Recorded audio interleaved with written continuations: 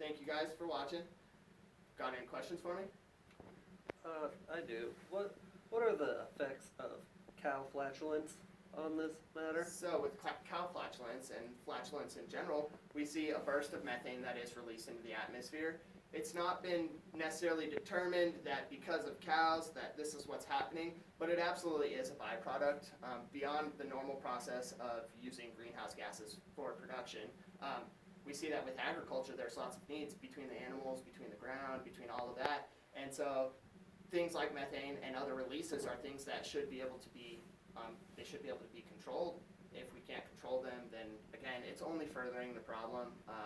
We see the ice caps melting, we see vegetation not growing, we see the lack of water everywhere, we see rivers running dry.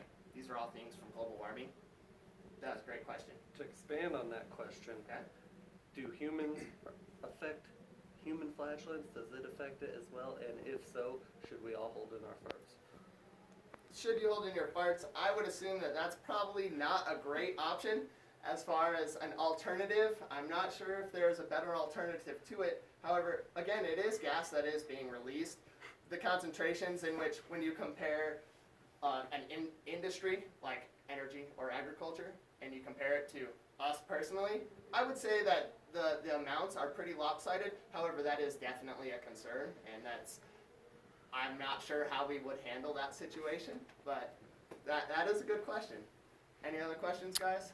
Yes, I have a question. Okay. How would, or is there information that that we could cite or see that shows improvements made over time?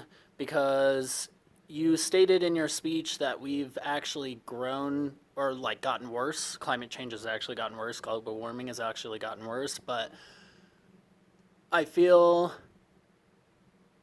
and maybe this is just me, but like things like hairspray and like aerosol cans and a lot of that stuff isn't as common as it used to be back in the day.